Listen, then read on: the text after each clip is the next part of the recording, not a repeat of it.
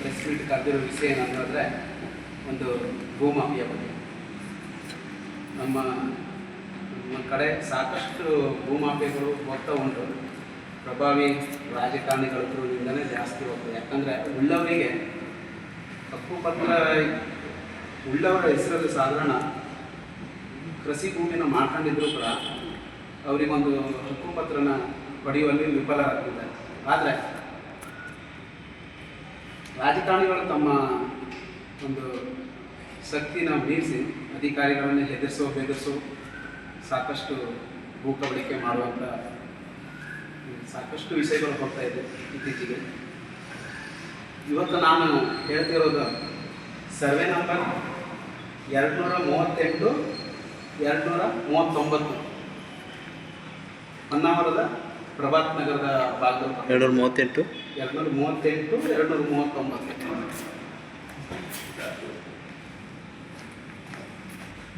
ಹೊನ್ನಾವರದ ಪ್ರಭಾತ್ ನಗರ ಭಾಗದಲ್ಲಿ. ಇದನ್ನು ಆ್ಯಕ್ಚುಲಿ ಈ ಪ್ರಕರಣ ಈಗಿಂದಲ್ಲ, ಇದು ಸ್ಟಾರ್ಟ್ ಆದದ್ದು ಸ್ವಾತಂತ್ರ್ಯ ಪಡೆಯುವ ಹಿಂದಿನಿಂದಲೇ ಸ್ಟಾರ್ಟ್ ಆಗಿದೆ. ಬಟ್ ಡಾಕ್ಯುಮೆಂಟೇಷನ್ ಸ್ಟಾರ್ಟ್ ಆದಲ್ಲಿ 1974ರಲ್ಲಿ ತಹಸೀಲ್ದಾರರು ಪ್ರಥಮವಾಗಿ ಒಂದು ಆದೇಶನ ಹೊರಡಿಸ್ತಾರೆ. ಈ ಭೂಮಿ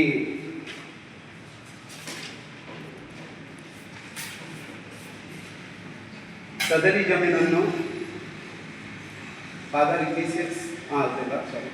ಭೂ ಸುಧಾರಣಾ ಕಾಯ್ದೆ ಕಲಂ 44ರಂತೆ ಸದರಿ ಜಮೀನನ್ನು ಸರ್ಕಾರಕ್ಕೆ ನಿಹಿತಗೊಳಿಸಿ ಆದೇಶಿದ್ದು ಇರುತ್ತದೆ. ಅಂತೆಯೇ 1973-74ನೇ ಸಾಲಿನ ಪಹಣಿಯಲ್ಲಿ ಮ್ಯುಟೇಷನ್ ಎಂಟ್ರಿ ನಂಬರ್ 11295 ರಂತೆ ಕರ್ನಾಟಕ ಸರ್ಕಾರ ದಾಖಲಾಗಿರುತ್ತದೆ. ಇದು ಆ್ಯಕ್ಚುಲಿ ಹೇಳ್ಬೇಕಂದ್ರೆ 1974ರಲ್ಲಿ 1/3/1974ರಲ್ಲಿ ಸರ್ಕಾರದ ಆಸ್ತಿ ಅಂತ ಘೋಷಣೆ ಆಗಿರ್ತದೆ.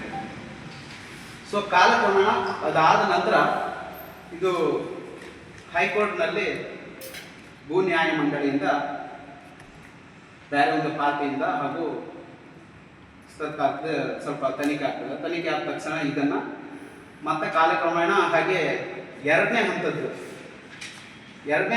ತನಿಖೆ 2004ರಲ್ಲಿ ಭೂ ನ್ಯಾಯ ಮಂಡಳಿ ದಿನಾಂಕ 29 ತಹಸೀಲ್ದಾರ್ ಹೊನ್ನವರವರ ದಿನಾಂಕ 6/3/2004ರ ಆದೇಶದ ಮೇರೆಗೆ ಭೂ ಸುಧಾರಣಾ ಕಾಯ್ದೆ ಕಲಂ ನಂಬರ್ 15 ಅಡಿ ಪ್ರಕರಣ ವಿಚಾರಣೆಯನ್ನು ಮಾಡಿ ಆದೇಶ ವಿವಾದಿತ ಜಮೀನನ್ನು ಸರ್ಕಾರಕ್ಕೆ ನೀತಿಗೊಳಿಸಿ ಕಲಂ 15/6 ಆದೇಶ ಹೊರಡಿಸುತ್ತಾರೆ.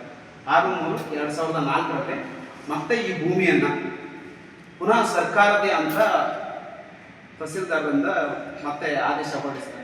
ಆ್ಯಕ್ಚುಲಿ ಒಂದು ಭೂಮಿಯನ್ನು ಒಂದು ಸಾರಿ ಆದೇಶ ಹೊರಡಿಸಿದ ನಂತರ ಅದನ್ನು ಮತ್ತೆ ಪುನಃ ಅದನ್ನು ಕೋರ್ಟ್ ಹಾಗೆ ಹೋಗೋ ಅಧಿಕಾರ ಇಲ್ಲ ಅನಿಸ್ತದೆ. ಬಟ್ ಇದನ್ನು 2 ಸಾರಿ ಕೇಳಾಗಿದೆ ಕೋರ್ಟ್ನಲ್ಲಿ ಆದೇಶ, ಇದರಲ್ಲಿ ತಹಸೀಲ್ದಾರ್ ಕಚೇರಿಯಿಂದ ಆದೇಶ ಹೊರಡಿದೆ. ಈಗ ಸದ್ಯ ನಮ್ಮ ಭಟ್ಕಳ ಹೊನ್ನಾವರ ತಾಲೂಕಿನಲ್ಲಿ ಪ್ರತಿಷ್ಠಿತ ರಾಜಕಾರಣಿ ಈ ಭೂ ಮಾಫಿಯಾದಲ್ಲಿ ಇದಕ್ಕೆ ಸಹಕಾರ ಕೊಟ್ಟಿದ್ದಾರೆ. ಹೇಗಂತ ಹೇಳಿದ್ರೆ 52 ವರ್ಷಗಳ ನಂತರ ಮತ್ತೆ ಇದೇ ಸಬ್ಜೆಕ್ಟನ್ನು 1974, ಆಮೇಲೆ 2004, ಆಮೇಲೆ ಜನವರಿ 12, 2026 ಸದ್ಯ ಲಾಸ್ಟ್ ಮಂತಲ್ಲಿ ಇದನ್ನು ಮತ್ತೆ ಇನ್ನೊಂದು ವಿಚಿತ್ರವಾದ ಆದೇಶ ಹೊರಡಿಸ್ತಾರೆ. ಅದು ಏನಂತ ಹೇಳಿದ್ರೆ ಒಂದು 4 ಜನರ ಹೆಸರಲ್ಲಿ ಇದನ್ನು 4 ಜನರಿಗೆ ಸಂಬಂಧಪಟ್ಟಂಥ ದಾಖಲೆ ಅಂತ ಹೇಳಿ ಇದನ್ನು ಆದೇಶವನ್ನು ಹೊರಡಿಸ್ತಾರೆ. ಸೊ ಟೋಟಲಿ ಸರ್ವೆ ನಂಬರ್ 238 239ರಲ್ಲಿ 4 ಎಕರೆ ಜಾಗ ಇದೆ. ಸೊ ಈ 4 ಎಕರೆ ಜಾಗ ಪ್ರಭಾತ್ ನಗರ್ ಸರೌಂಡಿಂಗ್ ಬರ್ತದೆ. ಇದ್ರ ಕನಿಷ್ಠ ವ್ಯಾಲ್ಯೂ ಗುಂಟಿಗೆ ಏನಂತ ಹೇಳಿದ್ರು ಅಲ್ಲಿ 25 ಲಕ್ಷಕ್ಕೂ ಮೇಲ್ಪಟ್ಟಿದೆ. So budget more than 50 crores ಇತ್ತು. ರಿಯಲ್ ಎಸ್ಟೇಟ್ ವ್ಯಾಲ್ಯೂ ಅಂತ ಹೇಳಿ ನೋಡಿದ್ರೆ ಮೋರ್ ದೆನ್ 50 crores ಆಗ್ತದೆ. ಸೊ ಇದನ್ನು ಯಾಕೆ ಈ ರೀತಿ 2 ಸಾರಿ ಆದೇಶ ಹೊರಡಿಸಿದನ್ನು ಮತ್ತೆ ಪುನಃ ತಿರುಗಿಸಿ ಯಾಕೆ ಇದನ್ನು ಈ 4 ಜನರಿಗೆ ಹೆಸರಲ್ಲಿ ಆದೇಶ ಹೊರಡಿಸಿದಾರಂತ ನಮಗೆ ಭಾಳ ಒಂದು ಸಂದೇಹ ಬರ್ತದೆ. 50 ವರ್ಷಗಳ ನಂತರ ಈ ಭೂಮಿ ಸರ್ಕಾರದ ಭೂಮಿ ಅಂತೇಳಿ ಆಲ್ರೆಡಿ 2 ಸಾರಿ ಘೋಷಣೆ ಆದ್ರಿಂದ ಇದು ಎಲ್ಲರಿಗೂ ಗೊತ್ತಿರೋ ವಿಷಯನ ಆಲ್ಮೋಸ್ಟ್. ಬಟ್ ನಮ್ಮ ಉದ್ದೇಶ ಏನಂತ ಹೇಳಿದ್ರೆ ಈ ಭೂಮಿನ ಮರು ತನಿಖೆ ಮಾಡಿಬಿಟ್ಟು ನಾನು ಮಾನ್ಯ DC ಅವ್ರಿಗೂ ಕೇಳ್ಕೊಳ್ತಿದ್ದೇನೆ, ಕರ್ನಾಟಕ ರಾಜ್ಯ ಸರ್ಕಾರಕ್ಕೂ ಕೇಳ್ಕೊಳ್ತಿದ್ದೇನೆ. ಈ ಜಾಗ ಏನಿದೆ ಇದು ಹೊನ್ನಾವರ ತಾಲೂಕಿನ ಬಡ ಜನರ ಮಕ್ಕಳಿಗೆ ಸೇರಬೇಕಾದ ಜಾಗ. ಈಗ ನಾವೇ ನೋಡ್ತಾ ಇದ್ದೇವೆ, ನಮ್ಮ ತಾಲೂಕಲ್ಲಿ ಒಂದು ಪತ್ರಿಕಾ ಭವನ ಕೂಡ ಇಲ್ಲ. ಸೊ ಇಂಥ ಜಾಗಗಳು ನಮಗೆ ಸಿಕ್ಕಿದ್ರೆ ಪತ್ರಿಕಾ ಭವನ ಮಾಡ್ಬೋದು, ಒಂದು ಒಳ್ಳೆ ಸರ್ಕಾರಿ ಬಿಲ್ಡಿಂಗ್ಸ್ಗಳನ್ನು ಕಟ್ಬೋದು, ಅಥವಾ ಒಂದು ಆಟದ ಮೈದಾನ ಕೂಡ ಕೊಡ್ಬೋದು. ಸರ್ಕಾರ ಯಾವುದೇ ರೀತಿಯಲ್ಲಿ ಉಪಯೋಗಿಸ್ಕೊಳ್ಳಿ, ನಮ್ಮ ಅಭ್ಯಂತರ ಇಲ್ಲ. ಬಟ್ ಇದನ್ನು ಬೆನಾಮಿ ಆಸ್ತಿಯಾಗಿ ಪ್ರಭಾವಿ ರಾಜಕಾರಣಿಗಳು ಮಾಡ್ಕೊಂಡಿದ್ದಾರೆ.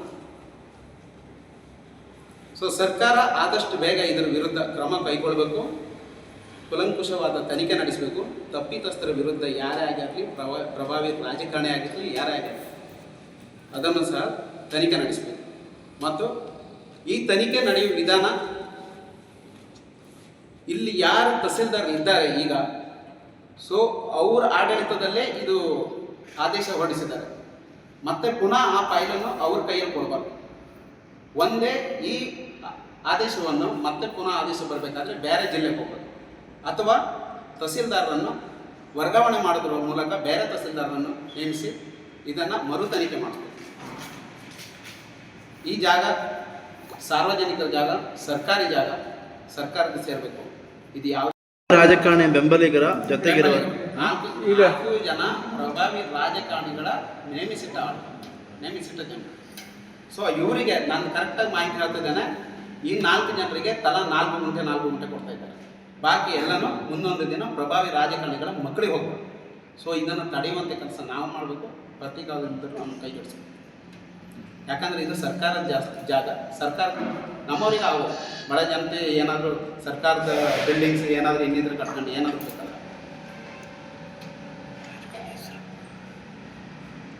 ಮತ್ತೆ ನೋಡಿ,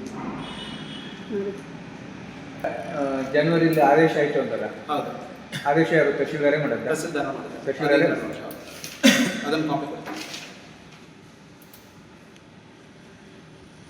ಅದು ವಿಚಾರಣೆಯಲ್ಲಿ ಭೂನ್ಯಾಯ ಮಂಡಳಿಯಲ್ಲಿ ಆಗಿದೆ. ಭೂನ್ಯಾಯ ಮಂಡಳಿಯಲ್ಲೂ ಆಗಿದೆ ಸರ್. 1974ರಲ್ಲಿ ಆದ ತಕ್ಷಣ ಫಸ್ಟ್ ಆದೇಶ ಹೊರಡಿಸಿದ ತಕ್ಷಣ ಸೆಕೆಂಡ್ ಆದೇಶ ಹೊರಡಿಸ್ಬೇಕಾದ್ರೆ ಭೂನ್ಯಾಯ ಮಂಡಳಿಗೆ ಹೋಗಿದ್ದಾರೆ.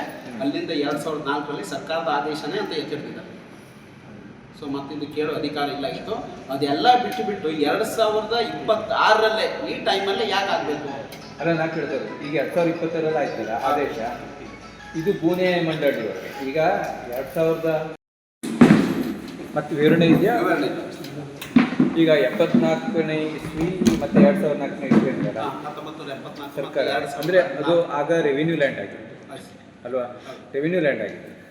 ಇದು ಮೊದಲೇ 74 ಅಂದ್ರೆ 1938ರಿಂದ ಈ ಪ್ರಕರಣ ಸ್ಟಾರ್ಟ್ ಆಗಿತ್ತು. ಸರಿ, ಹಂಗಲ್ಲ, ಈ ಲ್ಯಾಂಡು ಫಾರೆಸ್ಟ್ ಲ್ಯಾಂಡ್ ಆಗಿತ್ತು, ರೆವಿನ್ಯೂ ಲ್ಯಾಂಡ್ ಆಗಿತ್ತು ಅಂತ? ಇದು ಸರ್ಕಾರಿ ಜಮೀನು ಅಂತ ಹೊಂದಿದೆ ಫಸ್ಟ್. ಕರ್ನಾಟಕ ಸರ್ಕಾರ, ಕರ್ನಾಟಕ ಸರ್ಕಾರ ಅಂದರೆ ರೆವಿನ್ಯೂ ಅಂದರೆ ಪ್ರಕರಣ ಸ್ಟಾರ್ಟ್ ಅಂದ್ರೆ 1938ರಿಂದ ಸ್ಟಾರ್ಟ್ ಆಗಿತ್ತು. ಭಾಳ ಹಳೆಯ ಡಾಕ್ಯುಮೆಂಟ್ ಇದೆ.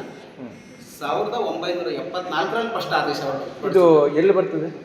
ಪ್ರಭಾತ್ ನಗರ್, ನಮ್ಮ STM ಕಾಲೇಜ್, ಸಂತ ಅಂತೋನೀಸ್ ಇದರ ಒಂದು ಇದು ಉಂಟಲ್ಲ ಎದುರಿಗೆ. ಹಾಂ,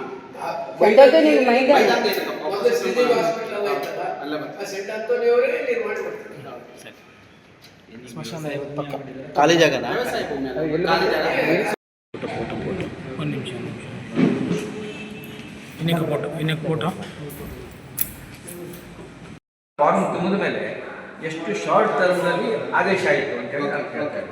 ಅದನ್ನು ಈಗ ಕೆಲವು ಜನ ಅಂದರೆ ಈಗ ಈ 4 ಜನರ ಹೆಸರಿನಲ್ಲಿ ಆ ಲ್ಯಾಂಡನ್ನು ತುಂಬಬೇಕಾಯ್ತು, ಹೌದಾ? ಸ್ಥಳೀಯ ಎತ್ತಿದ್ದಾರೆ. ಈಗ ಆ ಜಮೀನು ಸಂಬಂಧಪಟ್ಟಾಗ ಏನಾದರೂ ಅದು 4 ಜನರ ಹೆಸರು ಕೊಡ್ತಾನೆ. ಫಾರ್ಮ್ ತುಂಬಿದ್ರೆ 7 ಗಂಟೆ 10 ವರ್ಷ ವಿಚಾರಣೆ ನಡೀತದೆ. 2026 ಜನವರಿ 12 ಇದು ಮುಗಿದೋಗಿದೆ. ವರ್ಷ ಇದೆಯಾ? ಯಾರ ಹೆಸರಲ್ಲಿ ಆಗಿದೆ? 4 ಜನರ ಹೆಸರನ್ನು ನಾನು ಕೊಡ್ತೇನೆ, ನಿಮಗೆ ರೈಟಿಂಗ್ ಕೊಡ್ತೇನೆ. ಈಗ ಮತ್ತೆ ಇದರ ವಿವರಣೆ ಇದ್ದರೆ ಪ್ರಶ್ನೆ ಕೇಳ್ಬೋದು. ಆದೇಶ ಆಗಿದೆ, ಪೂರ್ತಿ ಡೀಟೇಲ್ಸ್ ಇಲ್ಲ. ನಾನು